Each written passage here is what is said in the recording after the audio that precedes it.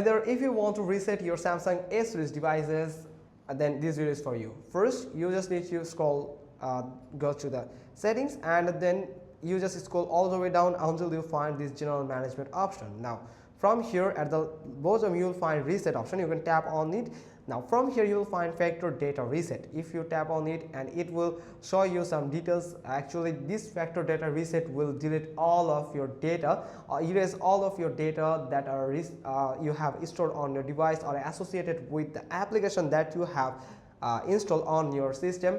So it will also delete all the accounts and the data related to your account and all the medias. So you'll find all the media data listed here. You can read it for once, and it will also erase the SD card data also if you give the permission. So if you just scroll down, you will find the reset button in blue color. You can tap on it, then enter the password or the passcode, pin code, or any type of pattern that you have added for your lock screen. It is for verification. After the complete verification, you just find a page where they might ask for the creating a backup for your device. You can create the backup of the data and the app data, account data, all the data in the Google Drive or Samsung Cloud as a backup, so you can use it further in this device or any other device with your account.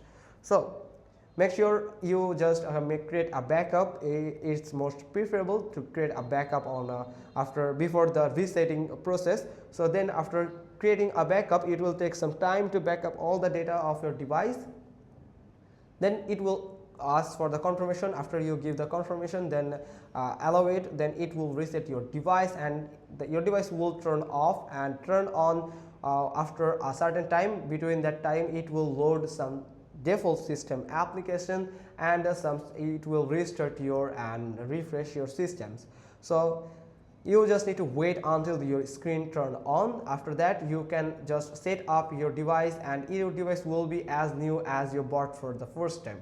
So that's how you can simply reset your Samsung Galaxy A series devices. If you found this video helpful, then give us a thumbs up, leave a comment below, and thanks for watching. Till next time.